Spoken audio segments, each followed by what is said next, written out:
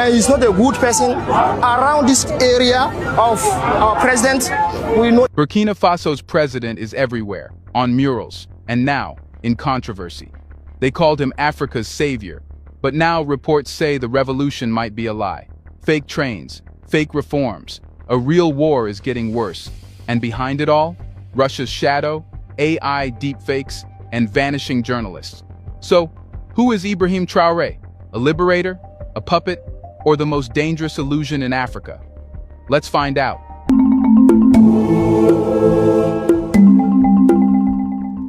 They told him to obey. He refused. They warned him about isolation. He built alliances. They sanctioned him. He built a refinery. Now, they're out of moves and out of their minds. In the last 2 weeks, Western media have launched a coordinated smear campaign against Burkina Faso's Ibrahim Traoré, the 37-year-old revolutionary president who's done the unthinkable: defy the West and survive. From the Financial Times to US intelligence memos, they're all calling him a cult leader, an AI myth, a proxy of Russia, because they've run out of ways to control him. But here's the real breaking news. Traoré isn't losing power. He's expanding it. On the ground, he's building Africa's first gold refinery in Burkina Faso, with a capacity of 400 kilograms per day, cutting France and Switzerland out of the loop. His transitional government just approved 50,000 free homes for the poor, the displaced, and the forgotten, without a cent from the IMF. And with the AES Confederation uniting Burkina Faso, Mali, and Niger, Traoré has helped forge a new African axis that refuses to bow to Paris, Brussels, or Washington. This isn't what the West expected, and that's exactly the problem. So now, they've gone into a full meltdown. They're accusing Traoré of being an internet fabrication. They say videos of his projects are too polished, that his speeches are too perfect, that people love him too quickly. They don't question what he's done. They question why people believe in him. That's how you know they're scared. Even ECOWAS, the once respected West African bloc now crumbling under French pressure, is scrambling. After Burkina Faso's exit, along with Mali and Niger, the organization has been reduced to threats and statements. But the AES didn't just leave. They imposed a confederal import levy, a 0.5% tax on ECOWAS goods to send a message: we're not coming back. And as Traoré's star rises, so does paranoia in Western capitals. Leaked French military memos now refer to Burkina Faso as an uncontrollable zone of influence, and US briefings call the AES Confederation a risk to regional stability, as if African sovereignty is a threat to peace. Here's the real threat: a young African leader who doesn't ask permission. He's not begging for loans. He's not hosting US bases. He's not flying to Paris for photo ops. He's putting African interests first and Western ones last. And for that, they've declared war, not with weapons, but with headlines, AI-generated lies, and accusations of Russian manipulation. Let's be honest, they don't hate Traoré because of who he is. They hate him because of what he proves. Africa doesn't need the West to rise. That dignity isn't something you buy, it's something you take back. And now the question is burning across the continent. Is this the fall of Western control over Africa, or just the beginning of a bigger rebellion? To answer that, we need to understand how a quiet young captain turned into the most wanted man in Western media. Let's pause for a second to say big thank you to the Black Culture Diary community, where Black voices, stories, and legacies are preserved and amplified. By becoming a member, you're not just supporting the channel, you're becoming part of a powerful cultural movement. Let's continue. Ibrahim Traoré didn't ask for a spotlight. He took power in silence, with no PR campaign, no celebrity endorsements, no foreign advisors whispering in his ear. Just one mission: liberate Burkina Faso from foreign puppeteers and give it back to its people. And that act alone was enough to light a fire across the continent. In September 2022, he led a coup not just against Paul-Henri Damiba, but against the entire architecture of neo-colonial obedience. Damiba had promised change, but played France's game. Traoré said enough was enough. With soldiers at his side and no French handlers behind him, he stepped forward and declared a new direction, one rooted in sovereignty, not subservience. Almost overnight, something extraordinary happened. People didn't just support Traoré, they believed in him. Not because he made grand speeches, but because he didn't speak the language of global elites. He didn't promise reforms in alignment with donor expectations. He talked about fighting insurgency without asking for drones. He talked about feeding people without begging the IMF. He walked through markets in fatigues, not on red carpets. And when he looked into the camera, he didn't say, "We seek partnership." He said, "We seek freedom." And that changed everything. Across Africa, especially among the youth, Traoré's rise triggered something deeper than political support. It tapped into a collective trauma, centuries of colonialism, rigged elections, Western lectures, and leaders who sold their nations for donor checks. In Traoré, they saw something rare, a leader who feared no one. In Lagos, students began quoting his speeches in Pan-African forums. In Bamako, his portrait replaced outdated photos of Macron. In Kinshasa and Johannesburg, young men began calling him the last lion. Even artists joined in, painting murals of Traoré in revolutionary poses, fists raised, surrounded by farmers, mothers, and barefoot children. And it was real. It wasn't CGI. It wasn't propaganda. It was the continent saying, "This is what we've been waiting for."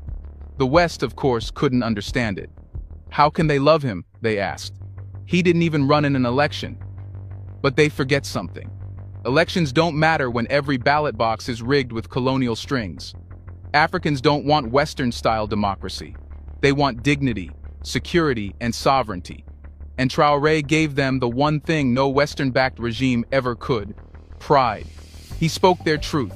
He refused to bow.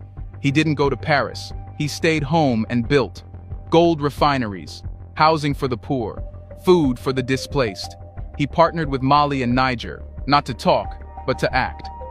Together they formed the alliance of Sahel states AES and quit ECOWAS, which had become little more than France's puppet club. He told French troops to leave. He didn't just talk about Pan-Africanism. He lived it. And when Western headlines mocked him, Africans clapped back, "You've had your puppets. Now we have our lion." But here's the catch. When a leader becomes a symbol, when a symbol becomes a movement, the empire strikes back. Because symbols can't be bribed, they can't be assassinated with a drone, and they terrify those who rule through illusion. So the West changed tactics. They couldn't stop the man, so they attacked his image. They began calling him a hologram, an AI myth, a Russian invention, anything to delegitimize the one thing they fear most, an African who doesn't need them. Which leads us to the next chapter in this war, not one fought with tanks, but with TikToks, fake headlines, and AI-generated lies. Let's expose the digital war machine built to kill Africa's hope before it takes down the revolution. Here's a reminder to please like and share the video and subscribe to our channel to watch more videos on Black culture, history, civilization, and identity. Let's continue now. When bullets and sanctions fail, the empire switches to something even more dangerous: narrative warfare. And right now, Ibrahim Traoré is its prime target. They couldn't stop him on the battlefield. They couldn't starve his nation into submission. So now, they're trying to erase him online, not with truth, but with algorithms. In recent weeks, Western outlets from the Financial Times to Le Monde have published coordinated hit pieces accusing Traoré of running a cult of personality, claiming his popularity is artificial, exaggerated by bots and Russian media. But what they never admit is this: Traoré's popularity doesn't come from Moscow, it comes from Mogadishu, Maputo, and Makurdi. Millions of Africans see themselves in him. That's the part the West can't compute. So they've invented a digital lie to hide a political failure. Their story goes like this: if Africans admire Traoré, it must be fake. If videos of his gold refinery go viral, it must be Russian disinformation. If students in Kenya or Mali chant his name, it must be bots. They'll believe anything, except the truth that Africans are waking up. And so the propaganda machine has gone into overdrive. They've weaponized AI to create confusion. Videos are being leaked online showing futuristic trains or smart cities, only for Western media to later debunk them and say Traoré's revolution is based on lies. It's the oldest colonial tactic in a digital mask. Create a lie, then expose it. And it's not just media manipulation. In digital spaces, we're seeing deliberate flooding of African TikTok, Twitter, and YouTube with misleading narratives about Traoré's government. He hasn't done anything. He's just another dictator. There's no proof he's helping people. Meanwhile, the real footage of homes being built, farmers receiving tools, or soldiers defending borders without foreign troops is shadow banned, suppressed, or flagged as misinformation on Western-controlled platforms. This is not journalism. This is psychological warfare. Their goal is simple: break the connection between Traoré and the people, destroy trust, inject doubt, turn the revolution into a meme, and then kill the meme. But here's what they didn't expect. Africans are digitally literate. They know how to spot propaganda. They know how to read between the lines. And more importantly, they know what real betrayal looks like. It looks like French troops fighting insurgency for a decade while the insurgents got stronger. It looks like the IMF loans built offices, not roads. It looks like presidents in suits nodding politely in Davos while their people starved. Traoré doesn't fit that mold. And that's why the digital attack on him has failed, because you can't Photoshop dignity. So now, the West is getting desperate. They've begun pressuring social media platforms to remove pro-Traoré content. They've started banning Pan-African pages that post his speeches. They call it content moderation. But we know the truth. It's colonial censorship with a Silicon Valley face. And yet, despite all this, he's still trending. Because truth, even whispered, travels faster than their fakes. But here's the danger. While the digital war rages, a real war is being fought in the villages, cities, and borderlands of Burkina Faso. And that war is rarely shown, never reported, and deliberately hidden under headlines about cult leaders and AI propaganda. Let's go to the ground now. Let's see what's happening, not in the cloud, but in the soil. While Western headlines obsess over AI edits and fake bullet trains, they're ignoring the one thing they can't digitally erase: reality. And on the ground in Burkina Faso, reality is fighting back. Here's what they don't want you to see. In a dusty plain just outside Ouagadougou, rows of cement foundations are being laid. This is not a fantasy. It's the start of a 50,000 home development, built not for investors or politicians, but for the poor, the displaced, and the abandoned. No rent, no foreign ownership, no World Bank fingerprints. Just people with nothing, being given something for the first time in decades. How is this possible? Because Traoré cut the middleman. He slashed dependency. He told the IMF and USAID to pack their bags. He redirected internal gold revenues to fund the projects. And instead of hiring expensive foreign contractors, he mobilized local engineers, local workers, and local bricklayers. This is sovereignty in action, not in theory. But you'll never see this on Western news channels. Why? Because it breaks the myth that Africans can't build without help. Because it proves that dignity is not a donation, it's a decision. And that's just one project. In the north, the army, now led by locals, not French command, is retaking villages that had been lost to insurgent groups for years. Yes, the fight is brutal. Yes, the threat is real. But unlike before, this is an African war now, not a foreign experiment. And for the first time, the people know who they're fighting for and who they're fighting against. Western analysts say Traoré has lost control of parts of the country. What they don't say is that those regions were already lost, under their watch. The difference now? There's resistance. There's a plan. There's progress. And it's not just military.